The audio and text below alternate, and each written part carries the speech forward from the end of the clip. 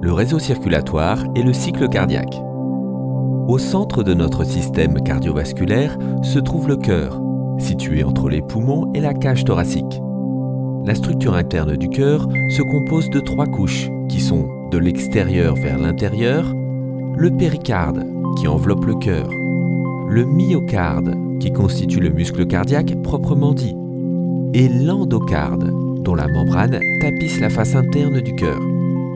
Le cœur humain est un muscle littéralement infatigable, considéré comme une pompe ayant pour fonction de propulser le sang oxygéné rouge vers tous les organes. Les contractions du cœur causent une différence de pression du sang entre les vaisseaux sanguins, notamment les artères transportant le sang à partir du cœur et les veines qui transportent le sang de la périphérie vers le cœur. Le cœur est divisé en 4 cavités ou chambres. Les 2 cavités supérieures sont les atria ou oreillettes. Les 2 cavités inférieures sont les ventricules. Les cavités sont séparées par les valves cardiaques, qui s'écartent et se referment afin d'empêcher le reflux de sang.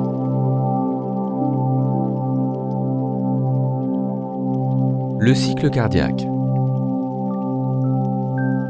Le cycle cardiaque peut être simplifié en 2 phases.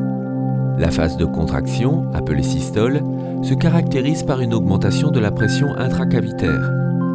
Et la phase de relaxation, appelée diastole, permet le remplissage des cavités cardiaques de sang. Lors de chaque contraction cardiaque, le sang est éjecté des ventricules vers les circulations pulmonaires et générales. Premièrement, les atria se remplissent de sang et se contractent. Quand les 2 valves atrio-ventriculaires s'ouvrent, le sang arrive dans les ventricules. C'est alors que les ventricules remplis de sang se contractent. La pression intraventriculaire augmente rapidement. Les valves semi-lunaires s'ouvrent et le sang est éjecté par les troncs artériels et pulmonaires.